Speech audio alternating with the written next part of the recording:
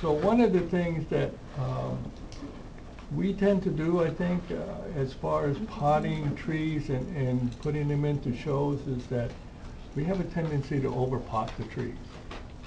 And I think I have a kind of a hypothesis on why this came about, at least in Southern California, and maybe the whole United States.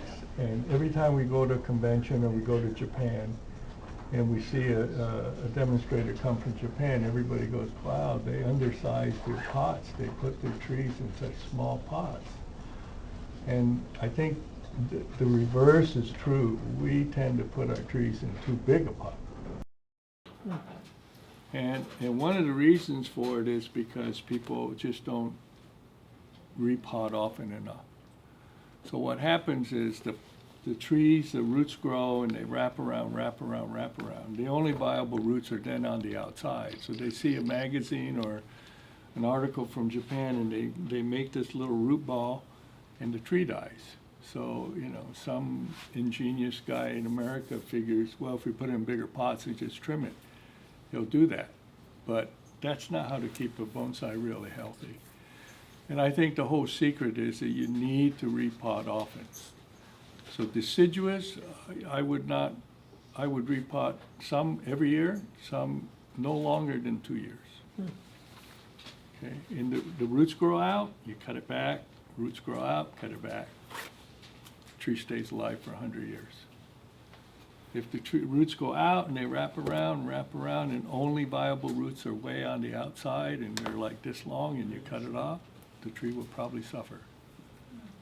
Okay, so that's just my hypothesis from what I've seen both here and in Japan. So Michael and I hate to say this, Michael used to be my student. And now he's my teacher. So anyway, but we both studied with Kenji Miyata, and he's from Japan. And he studied with, he was the first apprentice for Mr. Mitsuya, who Kathy Shaner went to study with. And they're all from the Daijuan school, which was Toshinori Suzuki and Saiichi Suzuki. And they're the one, Mr. Saiichi Suzuki was the one that perfected the black pine, how to cut the candles, all that stuff back in the 30s, 40s. And so they, you know, they work on $1 million trees and they repot often. So when we were with Kenji, we were just up there for 4 days and we repotted about, I don't know, 100 trees, something like that. Anyway, he's a slave driver.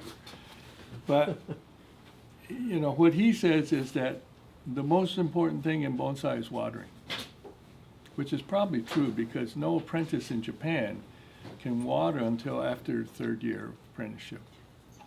Now they let you wire and they let you prune and they let you do all that stuff, but they don't let you do any of the watering. And that's because it has to pertain with the roots and how the roots grow. The second most important thing is repotting. And that's him quoting this, not me. But so if those are the two hardest things, and we concentrate on everything above the ground, they concentrate on everything below the ground. If you take care of stuff below the ground, the stuff above the ground will take care of itself. And that tends to be true, at least from our experience and the way we're working with him. And so we're going to demonstrate, this one is a tree that it's been grafted. This is a shimpaku that was grafted maybe 20 years ago. We kishu shimpaku onto a San Jose. And it's been in this pot, I think 3 or 4 years. So it's overdue for repotting. So we're going to, Michael's going to put it in a namba pot. So it's going to go in there. And we're going to change the angle just a little bit and to put it up. But so basically what he'll do is he'll start, and I'll try to narrate what he's going to do. And then later on I will do this tree. This tree is about, I don't know, this is, I know what this is. This was a variegated San Jose. It has those little yellow foliage, you know, along with the, which is a virus that they created in the 50s. And so nobody likes those type of trees. So I think I bought this one in like 1990 for like $12. It's in a 5-gallon container. Then I grafted it all with Kishu. I don't know how many I put on here. But anyway, these are all grafted with Kishu. So we'll be repotting this one, but this one will go back into its own pot. So it'll be a little bit different. So what we do is, basically we'll get the tree out of the pot. And so we have sickles and saws and whatnot, like this. So we have these kind of things to get them out. So anyway, he's already popped it out. It's a very simple process that we use. So the first thing that's done is that we start combing out the top. And we go to the nebari and we comb out the top to kind of see where the viable roots are. You can't cut the bottom until you know how much of the root ball you have up top. If you cut too much off the bottom and then there's no existing roots that are live and viable on the top, then we have a problem, especially putting it in a pot that size that we're going to put it in. So it's pretty shallow. No problem though. So we take chopsticks. I use a little tool. I think I got this at Harbor Freight, but anyway, it's a little hook-like, so it's easy to get this out like that. And then we usually use one of these potato peelers or one of these Japanese brushes. And so when he's working like this, we would constantly comb this out, not to damage the roots on the top, and to try to get to where the viable roots are. And we'll continue to do that until we can get all the surface roots on that. And then on top of that, then we will make a little cone or a pyramid. So, a lot of people have tried to emulate that, and I've seen a lot of pots where the tree is up high, but it still has this little round circle where the 1-gallon container was. So you need to comb that out and make a conal shape, like a pyramid. So he'll continue to do that. And then basically, after we find out where the roots are on the top, then we would turn it over and cut the roots on the bottom. And once that's done, then we would do the sides. And then we put it in the pot and have a repot. That's the demo. No, so anyway, we have drainage layer, which we use. I know a lot of people don't advocate that, but there was a video that the San Diego Club has of Toto Suzuki when he's doing a black pine, and he had various sizes of akadama, and what they did was they had a cup of water, and then they had like a sieve with large akadama, and they poured it in, and the majority of the water came out. They had medium akadama, they poured the same amount of water, and less water came out. And then they had the smallest particle, and they put the same amount of water in, and hardly any water came out. So what happens is, if you have larger particles at the bottom, which means that water passes through there, it'll dry out faster. And once that dries out, then the root ball will air prune themselves. So they won't start wrapping around, they just kind of air prune themselves. And so, they'll do that. So what we do is we do put a drainage layer in, and then we put a mix of soil mix. That's always been a big topic for everybody, like what kind of soil to use. We didn't bring any pines, but anyway, I don't know if that pine will have any in there. Alan, what'd you put that in? Akadama and perlite, pumice, lava rock. Okay. So I don't know what the akadama does, but especially in pine trees, it forms the fungus mycorrhiza. Mycorrhiza is supposed to be very, very beneficial to the root system. So anyway, I don't know what mycorrhiza, I don't know what akadama has in it, but anyway, it creates a lot of mycorrhiza. So normally, the mix I used to use was 7 parts akadama, 2 parts perlite, and 1 part lava rock. That's for the pines. For the junipers, it was 8 parts akadama, 2 parts perlite or pumice, and 1 part lava rock. And for deciduous, it was 9 parts akadama, 2 parts perlite. I switched to perlite because pumice is just, it's so dirty, it's so powdery, and it retains a lot of that dust. And so a lot of times when we got done repotting, if you look at the bottom of the pot, the whole bottom has got a white sludge on it. And that's from the powder coming out of the pumice. So perlite is, this one actually had pumice. No, it has perlite in it. So a lot of what we do now is we use perlite. One of the problems with perlite, people say, is that it floats to the top. But it's sterile, it's completely clean, and it has no dust. So that's what we use. But lately I've been using Jim Gomer from Bonsai Vision. Has this pre-mixed akadama mix. It's pretty pricey, but it saves time. You don't have to sift and do all kinds of stuff. So, and I think this is basically 7 parts akadama. I think it's either got 2 or 3 parts, either kiryu or hyuga. Kiryu is another form of akadama. Hyuga is like the Japanese pumice, and it has lava rock.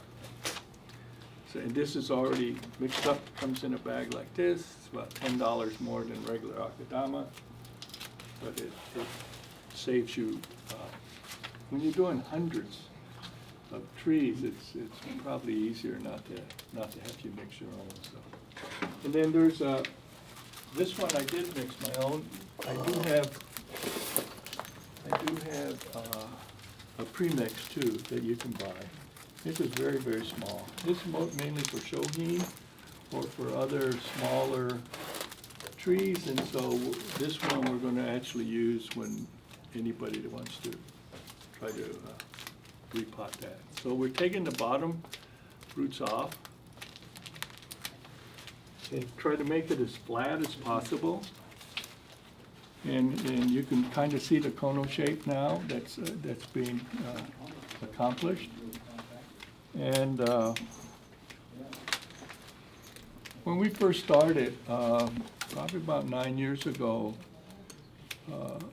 Michael probably was the most timid guy in cutting roots off of a tree, and Kenji says that he's now probably the boldest guy. So you got to kind of hold your breath when he's doing your tree. But anyway, we've done so many trees in this fashion, and none of them die. So people just kind of get aghast by all this. But anyway, is this the time of year to repot junipers then? Pardon me? Would you only repot junipers this time of year? No, actually, it's a little early to repot junipers right now, but it's almost a little bit too late to do pine trees, so, and deciduous. First, we try to do the deciduous and the pines in January and February. And just before, everybody says just before the deciduous trees start to pop out with their leaves is the best time to do it. So it's hard to say, some have already leafed out, some have not leafed out. I think ginkgos and whatnot, some of those are later. They come out even though they're deciduous. The elms come out a lot faster. Liquid ambers. A lot of the kind of maple family will come out a little earlier. So we just try to catch it as quickly as we can. Did you have a scoop or two, right? Yeah. Okay. So anyway, he can show this up. it's like pretty small now. They'll fit in here now. Go back to liquid amber, like Yes. when I repotted some that I purchased, they have a giant taproot, Yes. and I just chopped them out. I'm Yeah. assuming that's the right thing to do. Yeah, that's a good point. Thank you for bringing that up. If you look at the root system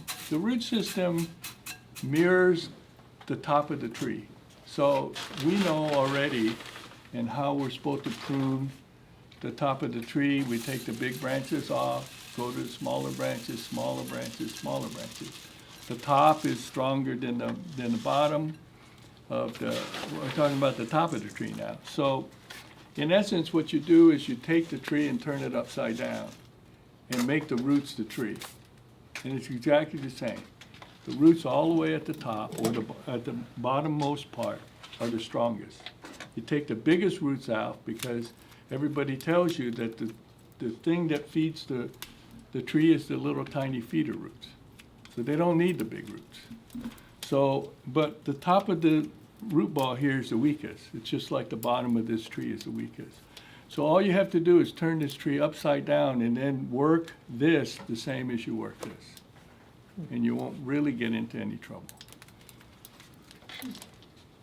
Okay, I'm pretty much done with Yes. the flatness, Go the ahead. concave shape here.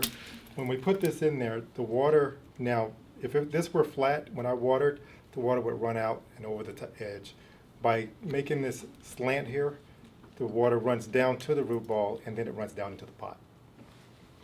Yes. Sometimes I've had some plants that were really compacted that haven't been repotted in a while. Yes. And I've used a little water blast to clean them out. How do you feel about that? I mean, it's messy. but- I never bare root my trees, so, and I didn't never mean to blast them. completely bare root it, but it seems to be more gentle when I'm not breaking off. Well, I just use this guy. Okay. I just bang away.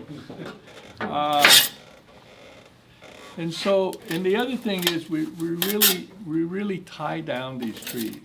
And the reason for tying down these trees is not so much that we're worried about, the thing falling off or anything like that. The main reason is that it's very critical when the root ball starts to grow that the tree not move. So in other words, when the roots just start to grow and they're only like maybe 1/4 of an inch long or 1/8 of an inch long, if it wiggles and moves, it'll break those off, it'll tear them.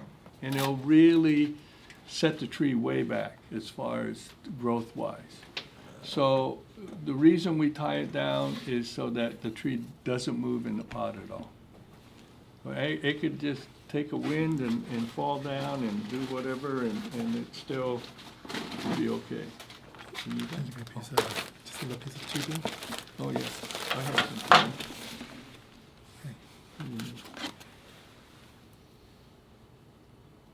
So Michael asked for some tubing he's gonna put on top of the root system so that we don't scar it.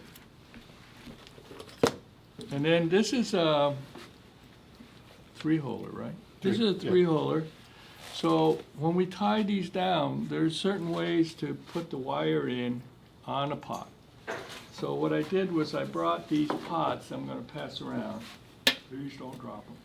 Anyway, this is a 1-holer. And so this is the way you do a 1-holer. Put the wire in. This is a 2-holer, and this is how you put the wire in. This is a 3-holer, and the way we put the wire in this one. And that's a 3-holer, so we're doing that. How long do you keep the tree wired into the pot? Forever, until we repot again. You could take it off. After about a year, if you want to, you could cut that wire, and it'll be okay. It should be settled down well enough that you don't need to have the wire there. But I never cut I shouldn't say it. I almost never cut my wire. The only time I cut wire is usually when it's like a deciduous tree or a tropical tree like a ficus, where the roots grow so fast that even though if I have tubing and stuff on there, I generally will cut it off so that it takes the pressure off. That's realistic. You were saying that the deciduous tree is nominally every year you would suggest repotting. No longer than 2.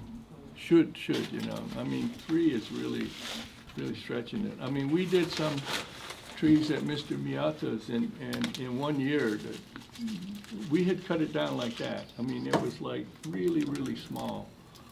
And within 1 year, it had grown so much that it would just root out.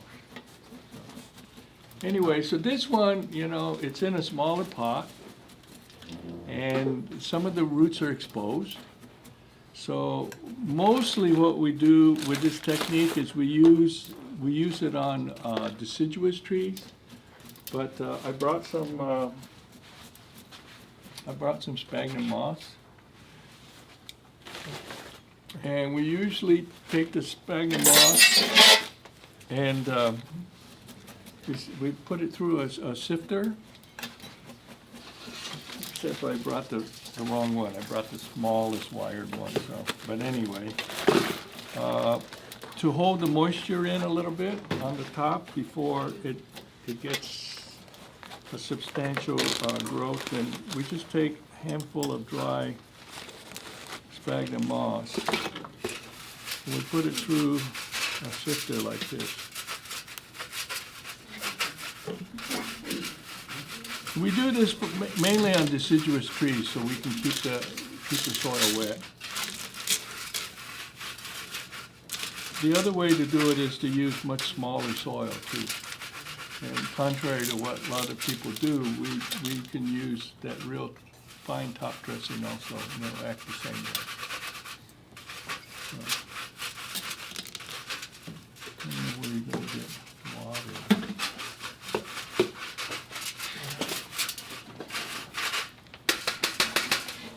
So anyway, this sphagnum moss gets real fine like this.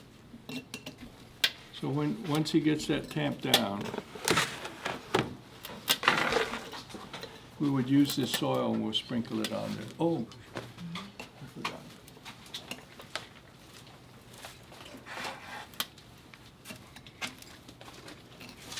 Charcoal. I also use this little black magic stuff. You ready? Sometimes it's supposed to be really mixed into your soil, but I've been putting it on top. This is bamboo charcoal.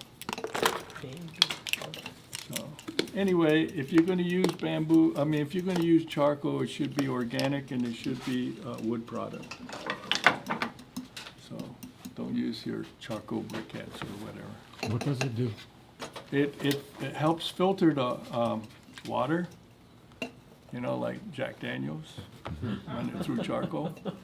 But the other thing is that there was a couple articles by a couple biogenist guys or something, agronomists, and they noticed that charcoal not only is a filtering system, but it also tends to help change the organic compound of soil. And they did that survey in South America where they had red clay soil where nothing grew. They had certain areas where the trees and the stuff actually flourished in South America, and they found out that's where the natives had all lived and burnt charcoal. I mean, they had burnt wood there, and the residue left from the charcoal mixed with the soil and made it very fertile. Isn't that the same theory that drives strong growth after forest fires? Yes. Yeah, well, part of that, and part of that is that things like the sequoia and bristlecone actually need heat to release the thing. Yeah, but that's why they have controlled burning now in Yellowstone and different places, that they found that by doing that, by burning, it actually helps the soil. And So the then- water filtration is the same as like the Brita water filters in your, Yeah, I guess so, yeah. Well, I guess you can use reverse osmosis too, but, so, anyway, this, and then we have, So you're using it as kind of a mulch? yeah, kinda, it's just like putting loose-fitting moss in, There's a few fine feeder roots right on the surface, because most of he's repotted this before, so he didn't have big roots in there. A lot of them were just fine roots. So this will just keep those surface roots moist without having them dry out. But I tap this down on the edges in particular so that, again, with the watering, if this were filled to the top, when you water, it runs right off the edge. By having just a little bit of lip, it keeps the water in, especially if you're using fertilizer, and it goes down into the pot. How often do you repot junipers? about 3-4 years. 3 or 4 years. I was just gonna put it on you wanna put it in the pan and then water it? That's why I brought it. Oh, I was just gonna do it here. Okay. Is there any question? You wanna put this one upside down too? I have a question. Yes, You said you never bare root your trees. yes. Why? Why? Yeah. Then I have nothing to tie down. Okay, yeah, that's true. And what happens is you need some of that old soil just to be able to hold that root ball, to make it, so we could tie it down. And then, as the tree grows, every time we repot it, we take some of the old soil away, That's why the root ball can get really, really tiny and really, really flat. So.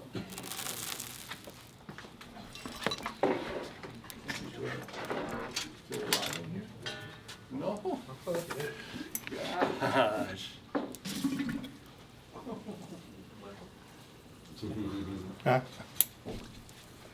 How much space did you leave between your root ball and the edge of your pot? The top of the soil? Say what? The side? On the, I'm not Root sure. ball, the root structure. Okay. How much, was there any space between the edge of that and the wall of your planter? It was about 1.5 to 2 inches. That much? Mhm. Whew. And once this gets watered, then never press it down. We press it down before, but we never press it down after we water it. The reason for that is that we need to have air pockets in the soil. That's why we have gradation of sizes. Because in botany, probably Ryan will be able to explain a lot of this stuff before, much better than we can. But in order for the tree to take in the nutrients, the fertilizer or the elements have to be in a gaseous state. So they have to have some air pockets in here so that when it gets really hot, the water, the H2O, and those kind of things will turn into a gas. That's basic botany. So the only way to get nutrients into your root system is in a gas form. So if you press this down, you have no openings in here. Okay, so. Rocks down. Maybe we'll put some in this tray. No, it's kind of a small little pot. Yeah, let me. Fred, how long before you would start fertilizing? I fertilize within, because I only use organic fertilizer, I fertilize within 2 weeks.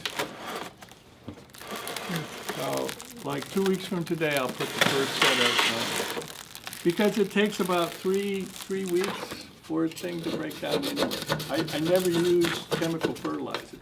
If you use chemical fertilizer, I would wait at least a month and a half. Because that going in there is instant. So you just got to be real careful.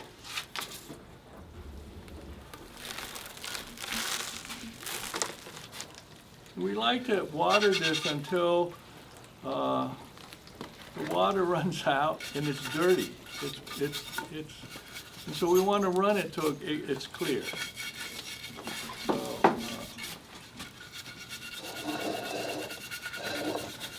so the water's pretty dirty right now. So normally I wouldn't use a watering can. I would use a regular hose with but I can see it coming down and then the water's getting clearer and clearer. So. Once the water gets real clear, then I know that all the fines or the debris that's in that akadami mix is gone. So. Okay?